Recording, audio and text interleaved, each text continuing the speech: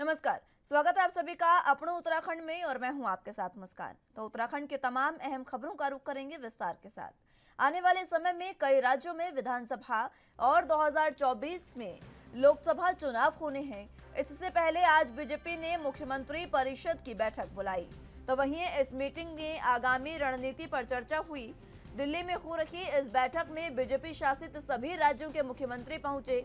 इस बैठक में हिस्सा लेने के लिए प्रधानमंत्री नरेंद्र मोदी और बीजेपी अध्यक्ष जेपी नड्डा भी बीजेपी कार्यालय में मौजूद रहे।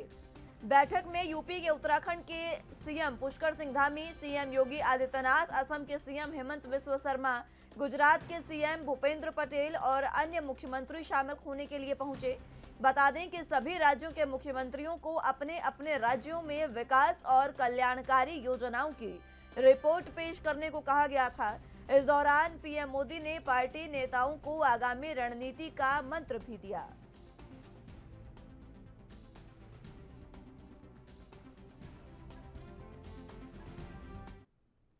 उत्तराखंड के हल्द्वानी में अवैध निर्माण के सवाल पर कुमाऊं आयुक्त ने कहा कि देखने में आ रहा है कि कई लोग अनुमति के बगैर अवैध निर्माण कर रहे हैं और वहीं जिला विकास प्राधिकरण के अधिकारियों को ऐसे में निर्माण कार्यों को चिन्हित करने के निर्देश दिए गए हैं। उन्होंने कहा कि अगर मौके पर नियम के विरुद्ध निर्माण होता पाया गया तो दोषियों के खिलाफ नियम के मुताबिक कार्रवाई की जाएगी।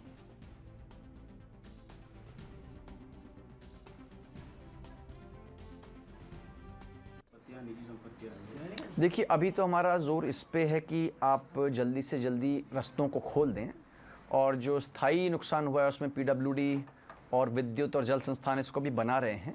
एक मुश्त वो फिगर मेरे पास अभी नहीं है, लेकिन अभी व्यवस्थाएं ठीक से चलें इस पे जोर है। इसमें विशेषकर बागेश्वर और पिथौरागढ़ थोड़ा ज़्यादा सेंसिटिव है और यहाँ पे मैं देख रहा हूँ कि सड़कें भी ज़्यादा अवरोध इसमें हो रहे हैं, डेली बेसिस पे हो रहे हैं, यद्यपि वो खुल जाते हैं।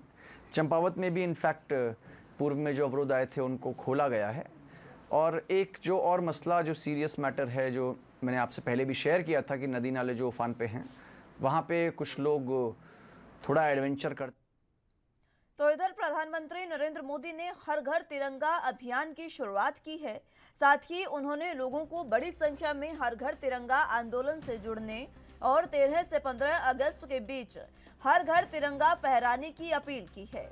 वहीं अब तिरंगा यात्रा को लेकर उत्तराखंड कांग्रेस के प्रदेश अध्यक्ष करण माहरा ने भी पार्टी मुख्यालय में एक महत्वपूर्ण बैठक बुलाई। बैठक में 9 अगस्त से शुरू होने वाली तिरंगा यात्रा को लेकर पार्टी नेताओं से मंथन किया गया। तो वहीं करण माहरा ने कहा कि अगर कांग्रेस पार्टी की जीत हुई है, जिससे कांग्रेस के ही पद चिन्हों पर चलने का काम बीजेपी कर रही है। करण माहरा ने कहा कि कांग्रेस की तिरंगा यात्रा 9 अगस्त से 15 अगस्त के मध्य चलेगी और कांग्रेस की इसी यात्रा को कॉपी अब बीजेपी भी कर रही है।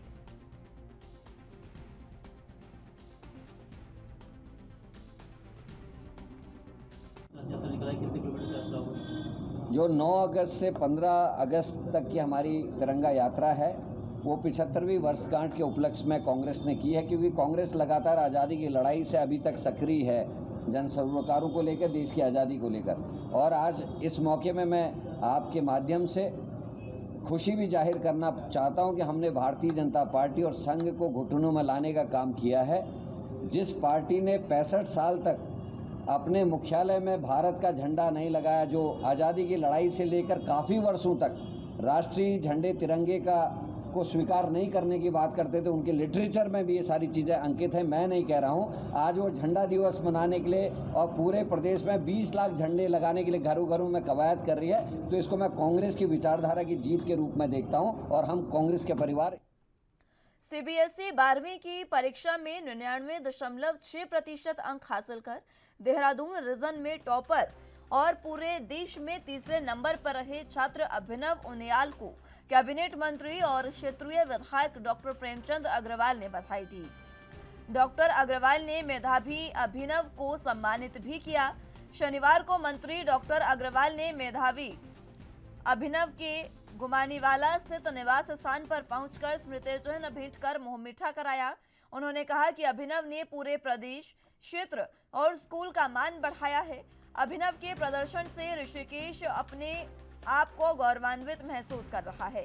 उन्होंने कहा कि अभिनव से अन्य छात्रों को आगे बढ़ने में प्रेरणा मिलेगी।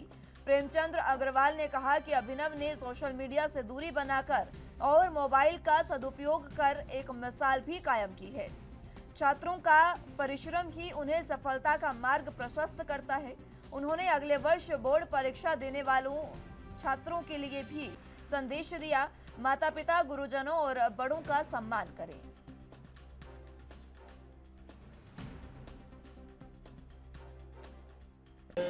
इस क्षेत्र का बहुत बड़ा सौभाग्य है कि हमारा जो देहरादून जोन है उसमें अभिनव ने जो सीबीएसई का बोर्ड है उसमें 12th में टॉप किया और ऑल इंडिया रैंक इनका 3rd है, यानी 3रे नंबर पर। मुझे इस बात की खुशी है कि इनके परिवार में प्रतिभा कहीं ना कहीं सामने दिखाई दे रही है। बेटा छोटा अर्निंग, इसने हाई स्कूल में भी 94% मार्क्स लिए। इससे अंदाज जाता है कि इन्होंने जो मेहनत की है, जो इनका काम पढ़ाई का तरीका है, बहुत ज़बरदस्त है। मैं इनको बहुत शुभकामनाएं दे रहा हूँ, इनको बधाई दे रहा हूँ।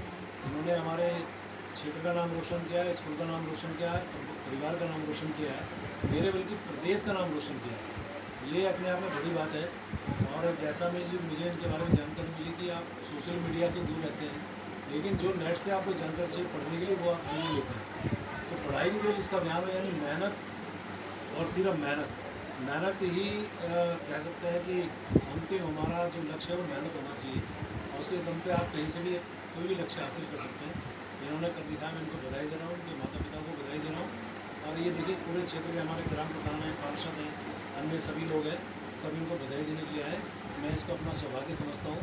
और मेरे विधानसभा क्षेत्र में आपके अलावा 2nd पोजीशन भी 5 बच्चे हैं, उनको भी मेरी बधाई है। सफल मैं सभी छात्रों और छात्राओं को बधाई दे रहा हूँ और उम्मीद कर रहा हूँ आने वाले टाइम पे इनसे लोग प्रेरणा भी लेंगे और जो बोर्ड का अगला एग्जाम होगा उसमें और भी हमारे बच्चे इसी प्रकार।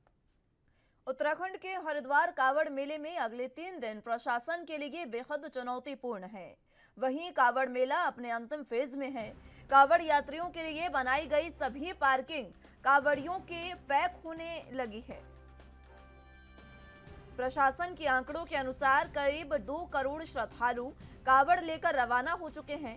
जिला प्रशासन का कहना है कि कावड़ यात्रा सुचारू ढंग से चल रही है। प्रशासन को श्रद्धालुओं का भी सहयोग मिल रहा है। कावड़ मेले में करीब 4 करोड़ शिव भक्तों के पहुंचने का अनुमान है।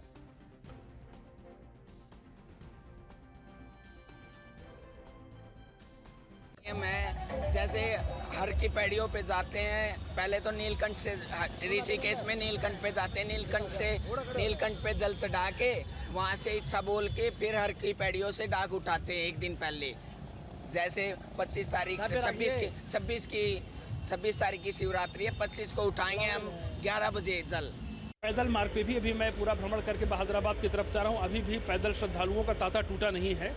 कांवड़ जो हमारी डाक से आती है, आप देख सकते हैं कि बैरागी कैंप में लगभग अब फुल होने की स्थिति आ रही है।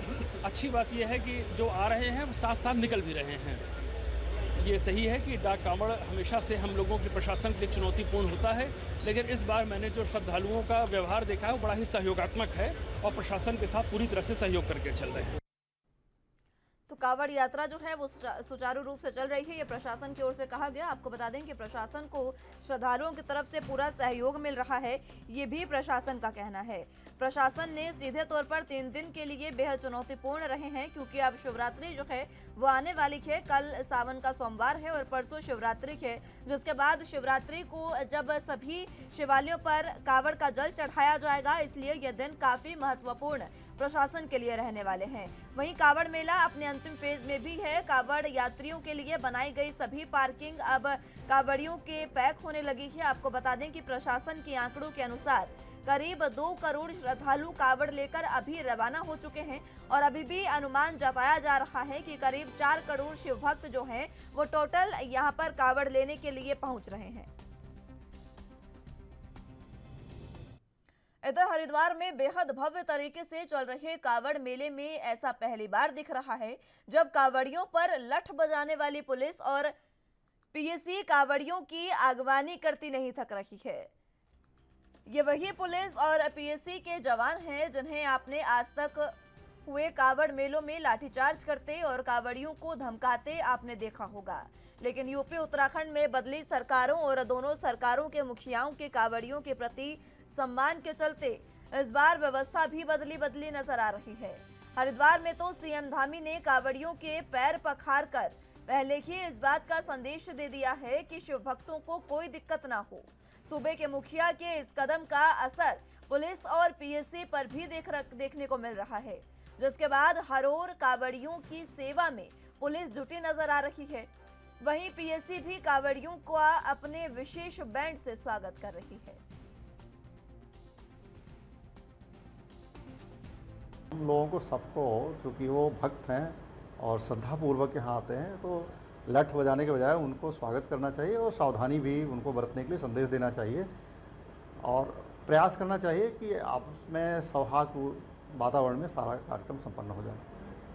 तो हम लोगों ने सोचा कि क्यों ना इनका भव्य स्वागत किया जाए। 40 बटालियन पीएससी का बैंड काफ़ी अच्छा बैंड माना जाता है, तो हम लोगों ने उस बैंड के माध्यम से उनका डीजीपी महोदय की ओर से और उत्तराखंड पुलिस जीआरपी 40 बटालियन सबकी ओर से उनका स्वागत किया और साथ साथ उन्हें सावधानी बरतने का एक संदेश भी दिया है। कभी भी पीएससी या पुलिस जो है अपने मन से किसी को मारती पीटती नहीं है। जैसे उनके ऊपर आदेश होता है, जो अधिकारी आदेश देते वही होता है। इस समय हमारे उत्तराखंड के जो माननीय मुख्यमंत्री जी बहुत ही अच्छे हैं, जिन्होंने जितने भी कांवड़ी यात्री थे उनका पाँव धोए, उनको फूलों की वर्षा उन्होंने की है। तो ये जो हमारा शासन प्रशासन इसके ऊपर होता है, तो इसमें जो है पीएससी को दोष देना मैं समझता हूँ उचित नहीं है। आज जो जितने भी पुलिस हमारी है, सब जितने कांवड़ी भाई यात्री आते हैं, सबकी सेवा में लगी हुई है, जिला प्रशासन सेवा में लगा हुआ। इससे ज़्यादा क्या और हो सकता है। बदली सरकार का प्रभाव नजर आ रहा है। देखिए, ये हमारा जो सीएम साहब है और हमारे यहाँ के जो हरिद्वार के जो जिला प्रशासन है, जिला अधिकारी है, वो भी खूब मेहनत किए हुई है। सब उन्हीं की देन है, जिससे हमारा जो हरिद्वार का जो माहौल यहाँ शांत है। मतलब कोई ऐसी दिक्कत वाली बात हरिद्वार में नहीं आई, क्योंकि जो भी हमारा अंदर का बाजार है इसको बंद किया है और जो बाहर जितना भी यात्री हमारा आया है बड़े आसानी से बिना दिक्कत के ही वो यहाँ से वापस। धर्मनगरी हरिद्वार में कावड़ मेले के दौरान आस्था के अनूठे नजारे देखने को मिल रहे हैं। शिव की भक्ति के जुनून के सामने दिव्यांगता भी आड़े नहीं आ रही। ऐसा ही एक दिव्यांग कावड़िये का वीडियो भी सामने आया है, जिसमें कावड़िया कमर पर गंगाजल बांधकर जोशीले अंदाज में चलता नजर आ रहा है। तस्वीरों में दिख रहा है कि कावड़िया दिव्यांग है और बैसाखी का सहारा लेकर चल रहा है, लेकिन इसे भक्ति की शक्ति ही कहा जा सकता है कि दिव्यांग कावड़िया भी फुर्तीले अंदाज में तेजी से गंगाजल भरकर वापस लौट रहा है। सोशल मीडिया पर शेयर की गई इस वीडियो को लोग भगवान की भक्ति का जुनून बता रहे हैं।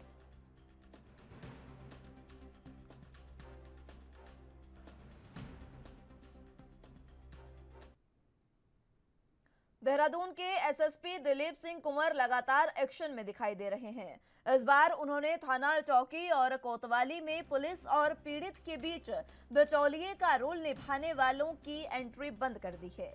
इस संबंध में उन्होंने सभी थाना चौकी प्रभारियों को भी निर्देशित कर दिया है। जन शिकायतों का निवारण शीघ्र करने के निर्देश भी दिए हैं। एसएसपी ने चेतावनी दी है कि अगर उन्हें किसी भी थाना चौकी कोतवाली से बिचौलियों की एंट्री बंद नहीं होने की जानकारी मिलती है तो संबंधित प्रभारी को तत्काल सस्पेंड कर दिया जाएगा। एसएसपी ने जनता से अपनी समस्याओं को लेकर थाना चौकियों में बेहिचक जाने के लिए कहा है। एसएसपी दिलीप सिंह कुंवर ने ये निर्देश आम जनमानस के बीच बेहतर पुलिसिंग का मैसेज दे रहे हैं। इन निर्देशों का पालन होने से पुलिस और पब्लिक के बीच पारदर्शिता भी आएगी।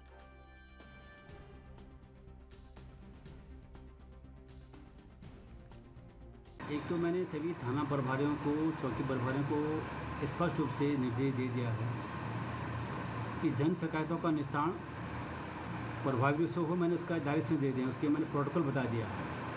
उसमें एक महत्वपूर्ण है कि मेरा सभी जन सामान्य से निवेदन है कि कृपा करके आप अपनी समस्याओं को लेकर के थाना चौकी में जाए, अकेले जाइए, किसी बिचौले के साथ जाने की ज़रूरत नहीं है नहीं। और आप जन सामान्य कोई अगर सीधे सीधे थाना चौकी में जाएगा, उसके बाद उनकी बात सुनी जाएगी, उसमें कार्रवाई भी होगी।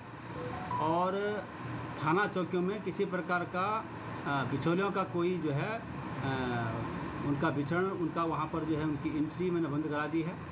और अगर किसी थाना चौकी में मैंने देखा कि बिचौलियों के प्रभाव में आकर के वो पुलिसिंग कर रहे हैं या तमाम तरह के जो है वो प्रकरणों में वो उनका प्रभाव में आकर कार्रवाई कर रहे हैं, तो वो थाना प्रभारी के खिलाफ।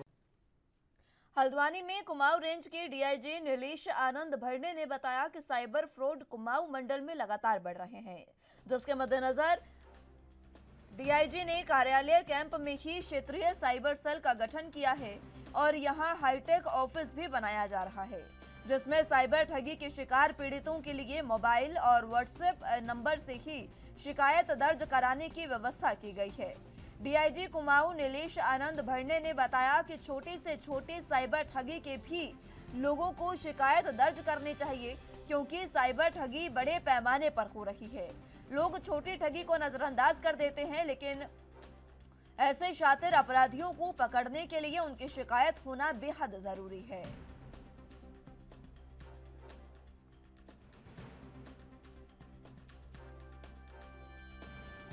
कुमाऊं मंडल में अभी परिक्षेत्रीय स्तरीय साइबर सेल का गठन किया गया है, जिसमें एक इंस्पेक्टर, एक सब इंस्पेक्टर और 4 कांस्टेबल रखे गए हैं जो साइबर के काम में तज्ञ है। तो इसमें फ़िलहाल जो है अभी जो भी मामले एसआर केस के 2 लाख से ऊपर के फ्रॉड आते हैं उसकी एसआर रिपोर्ट बन रही है, वो रेंज स्तर पे आएगी। उसका जो मॉनिटरिंग होगा और सुपरविज़न जो है रेंज स्तर से किया जाएगा। इसके अलावा अगर किसी के साथ साइबर फ्रॉड होता तो वो सीधे अपनी कंप्लेंट भी रेंज स्तर पे दे सकते हैं। हमने जो है वो हेल्पलाइन नंबर भी जारी किया हुआ है, तो अपनी अगर शिकायत हो तो डायरेक्ट कॉल करके व्हाट्सएप के माध्यम से भी अपनी शिकायत जो है परिक्षेत्रीय स्तरीय जो साइबर सेल का गठन किया गया है उसमें व्हाट्सएप नंबर पे भेज सकते हैं। तो जो कुल मिला के जितना भी जनपद स्तरीय जो साइबर सेल गठन हुआ है उनके ऊपर मॉनिटरिंग का काम जो है परिक्षेत्रीय साइबर। मानसून के दस्तक के बाद से अल्मोड़ा शहर के सड़क मार्ग जर्जर हालत में हैं। सड़क पर बने गड्ढे दुर्घटनाओं को दावत देने का इंतजार कर रहे हैं, लेकिन लोक निर्माण विभाग इन सड़कों में पैचिंग का कार्य करने में लापरवाही कर रहा है। वहीं बदहाल सड़कों को लेकर अल्मोड़ा विधायक मनोज तिवारी ने सरकार पर उपेक्षा करने का आरोप लगाया। उनका कहना है कि अल्मोड़ा विधानसभा की कई सड़कें जर्जर हालत में है। प्रशासन को सड़कों के सुधारीकरण करने में चेतावनी देने के बाद भी सड़कों की हालत खराब है। और दबाव बनाने के बाद भी लगातार सरकार उपेक्षा कर रही है मेरी विधानसभा की। और जब मेरे द्वारा कहा गया कि अगर मैं धरना प्रदर्शन करूंगा तो कई क्षेत्रों में पैचिंग वर्क किया गया, डामरीकरण किया गया, लेकिन फिर भी गुणवत्ता की बहुत कमी पाई गई है। मेरी सरकार से मांग है कि गुणवत्ता ना होने पर निश्चित उसके खिलाफ विभागीय ठेकेदार के खिलाफ कार्रवाई की जाए और जहां पर भी गड्ढा है उसको भरने का काम किया जाए, उसको पैचिंग करने का काम किया जाए और हो सके तो उसको डामरीकरण करने का काम किया जाए। लेकिन मुझे नहीं लगता है कि सरकार के पास कहीं पे भी कोई ऐसा बजट है जिससे कि सरकार रोडों को ठीक कर सके और उसका सुधारीकरण कर सके।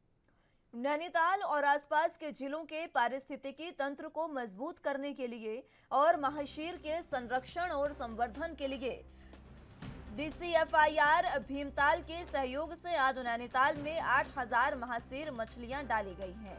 जिलाधिकारी ने कहा कि पहले भी झील में महाशीर मछलियां झील में डाली गई। उन्होंने कहा कि वैज्ञानिकों ने बताया है कि कॉमन कार्प प्रजातियों की मछलियां पानी के अंदर प्रजनन करती हैं, जिससे झील को नुकसान हो सकता है। वर्तमान में झील में 70% मछलियां हैं। इसे ध्यान में रखते हुए वैज्ञानिकों की सलाह पर झील में कॉमन कार्प मछलियों को सीमित करने के लिए आवश्यक कदम उठाए जा रहे हैं और आगे भी चरणबद्ध रूप से अन्य झीलों में भी महाशीर मछलियां डाली जाएंगी।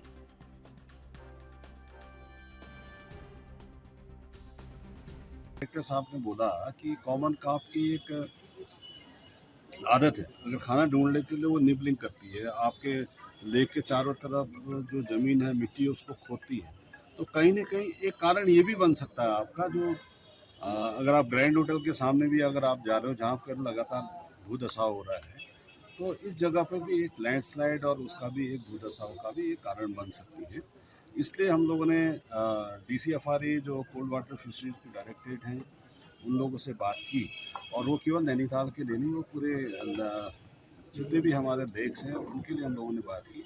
हम सिस्टमेटिक वे में एक चरणबद्ध रूप से हम लगातार महाशेर जो इंडेंजर्ड आपकी स्पेसीज है उसको भी हम इंट्रोड्यूस लगातार करते रहेंगे, और वो मछली जिसको हमें निकालना है हम उनको चरणबद्ध रूप से उसको निकालें। अभी तक तो यहाँ पे बैन एंगलिंग पे, तो उसको मैं ज़रा एक्सप्लोर कर रहा हूँ, क्यों ना हम इस पर भी एक एंगलिंग का परमिट हम लोग जारी करें। तो इसमें एक ज़रा हम लोग देख रहे हैं कि कहीं ऐसा तो नहीं कि हम बरसात का सीजन है और परिवार समेत घर से बाहर अगर जाएं तो पुलिस को अवश्य सूचना दें। ये बात थानाध्यक्ष दिनेश जोशी ने कही। उन्होंने कहा कि बरसात के शुरुआती दौर में चोरी की घटनाएं बढ़ जाती हैं, जिसको देखते हुए सभी सम्मानित नागरिकों से अपील की जाती है कि पूरा परिवार समेत अगर कहीं शादी, विवाह, पार्टी या अन्य स्थानों में पूरे परिवार समेत जाते हैं तो अवश्य 112 नंबर पर कॉल करें, जिससे पुलिस उस जगह पर नजर बनाए रखे। इसके अलावा कोई संदिग्ध व्यक्ति घूमे या घूमते हुए नजर आए तो उसकी भी सूचना 112 नंबर और पुलिस को दें। वहीं अनावश्यक किसी भी संदिग्ध व्यक्ति के साथ मारपीट ना करें, कानून अपने हाथ में ना लें।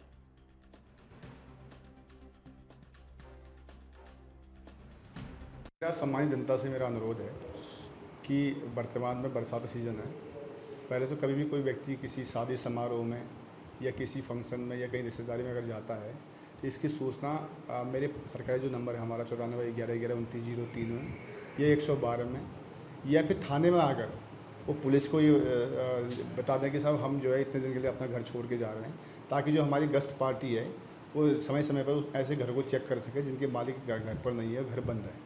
और मेरा सभी से अनुरोध है कि अगर आपके आसपास कोई संदिग्ध आदमी घूमते हैं, संदिग्ध लोगों की झुंड घूम रहा है या कोई फेरी वाला घूम रहा है या कोई किसी प्रकार का अनजान व्यक्ति अगर आपके क्षेत्र में घूम रहा है, इसकी सूचना तत्काल 112 में दें, ताकि पुलिस ऐसे व्यक्ति से पूछताछ कर सकती है। और मेरा सम्मानित जनता से ये भी अनुरोध है कि अगर कोई व्यक्ति अगर आपको ऐसी कंडीशन में मिलता है तो उसके साथ किसी प्रकार की मारपीट या कोई ऐसा व्यवहार न करें कि आपको कानूनी कार्रवाई का सामना करना पड़े। आप अपनी सूचना तत्काल 112 के माध्यम से पुलिस प्रशासन को दें, ताकि उत्तराखंड के रामनगर जंगल में अपने पालतू मवेशियों को चराने गई एक अधेड़ महिला पर बाघ ने हमला बोलकर उसे गंभीर रूप से घायल कर दिया और वहीं घायल महिला को उपचार के लिए सरकारी अस्पताल में भर्ती कराया गया।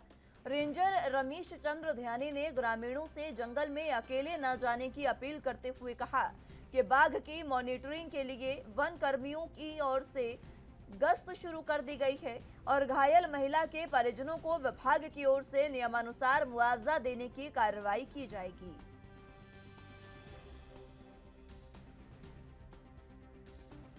अभी 12:30 बजे मैं अपने रेंज कार्यालय कोटा रामनगर वन प्रभाग में काम कर रहा था तो अचानक किसी का फ़ोन आया कि अमतौली में किसी महिला को टाइगर ने हमला किया है। तो मैंने उसको पता करा तो वास्तविकता पता चला कि महिला को टाइगर ने हमला किया है। महिला जो है अमतौली वन पंचायत में मवेशी को, गाय बकरियों को चराने गई थी और उनको जो है उनके एक जांघ में और कमर पे जो है नाखून का खरोंच है और नाखून के खरोंच को देखते ऐसा लग रहा है कि अचानक मुठभेड़ हुआ है। और मैं घटनास्थल पर 10 मिनट बाद पहुंचा अपने स्टाफ के साथ और उनको तब तक गांव वाले रोड पर ले आए थे और उनको अपनी गाड़ी से संयुक्त चिकित्सालय रामनगर में लाया हूं अपने प्रभागी वनाधिकारी श्री कुंदन कुमार साहब से और एचओ मैम से वार्ता हुई है और उनको जो है आर्थिक सहायता के लिए जो है। जसपुर के तराई पश्चिमी दक्षिणी वन प्रभाग क्षेत्र पतुरामपुर वन क्षेत्राधिकारी राजकुमार सिंह द्वारा क्षेत्र में कड़ाई से निगरानी की जा रही है, जिसके तहत लगातार कटान तस्करों के खिलाफ कड़ी कार्रवाई की जा रही है। वहीं क्षेत्र अधिकारी राजकुमार सिंह ने बताया कि वन विभाग लगातार पेड़ों की सुरक्षा में लगा है। इसी क्रम में अपनी नाप खेत की भूमि से शीशम के पेड़ काटने की सूचना मिली थी, जिसमें लकड़ी मंडी जशपुर निवासी मोहम्मद आरिफ से शीशम की 7 गिल्टें बरामद हुई है। इनके खिलाफ वन अधिनियम के तहत केस दर्ज कर कार्रवाई शुरू कर दी गई है।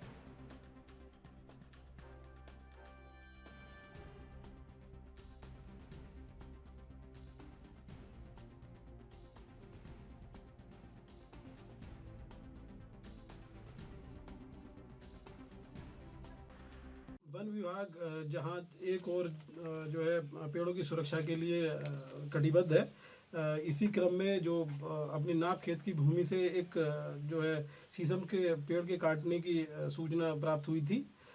इसी क्रम में हमने मोहम्मद आरिफ पुत्र श्री हामिद हसन निवासी लकड़ी मंडी जसपुर से 7 गिल्टे जो है शीशम के प्राप्त किए हैं तथा इनके खिलाफ जो है वन अधिनियम के अंतर्गत केस दर्ज कर दिया है। ये जो वृक्ष था इनके द्वारा बताया गया है कि इन्होंने मीनू पुत्र मोहम्मद अशरफ से खरीदा था, जो बेयर हाउस के पीछे आम का बाग है वहाँ। इधर उत्तराखंड के हल्द्वानी में देवभूमि उद्योग व्यापार मंडल और नगर निगम के साथ सभागार में बैठक हुई। वहीं संगठन के संस्थापक अध्यक्ष हुकुम सिंह कुंवर ने कहा कि जीएसटी सर्वे के नाम पर व्यापारियों का उत्पीड़न नहीं होना चाहिए। उन्होंने कहा कि मुख्यमंत्री और वित्त मंत्री से बात करेंगे कि अधिकारी सर्वे के नाम पर व्यापारियों को भयभीत करने का काम कर रहे हैं। और वहीं संगठन की बैठक में शहर में लगातार बढ़ रही चोरियों के मुद्दे पर भी उनसे चर्चा की गई।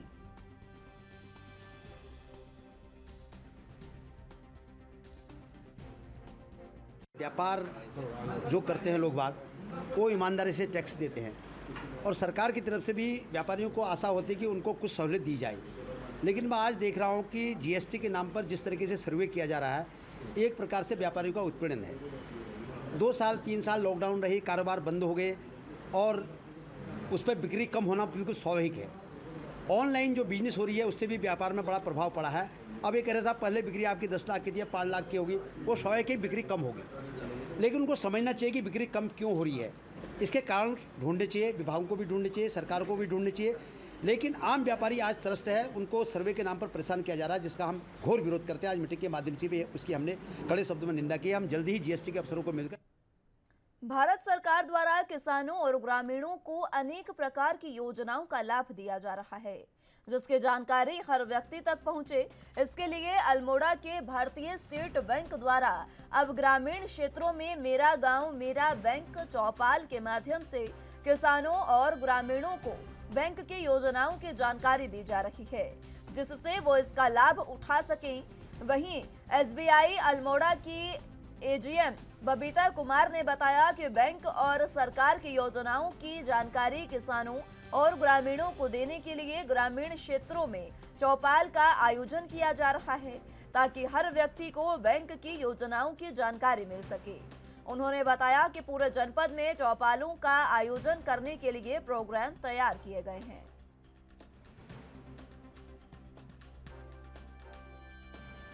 किसान कनेक्ट प्रोग्राम है जो फार्मर्स से, किसानों से जुड़ने के लिए मनाया गया है। बेसिकली बहुत सारी गवर्नमेंट की स्कीम, बहुत सारी बैंक की स्कीम्स कई बार लोगों को नहीं बता पाते, तो एक ये तरीका है कि हम लोगों से जुड़े उन लोगों को बताएं, ताकि उनको पता चले कि बहुत सारी बैंक की स्कीम्स हैं जिनका वो लाभ उठा सकते हैं। तो ये छोटा सा वही कनेक्ट करने का, लोगों से, ग्रामीणों से, विलेजर्स से कनेक्ट करने का प्रोग्राम है। मंशा है लोगों से कनेक्ट हों, लोग स्टेट बैंक से कनेक्ट हों, लोगों स्कीम्स का लाभ उठाएं, जो भी कृषि से रिलेटेड स्कीम्स हैं, दूसरी स्कीम्स हैं बैंक की, गवर्नमेंट की बहुत सारी ऐसी स्कीम्स हैं जो लोग नहीं जानते हैं, उनको जानने के लिए हमने ये प्रोग्राम किया है। लोग आएँ, क्योंकि कई बार ब्रांचेस में, बैंक्स में आते हुए लोग कतराते हैं, डरते हैं, तो ये है कि वो और बैंक आपस में एक दूसरे के लिए बने, ये जाने।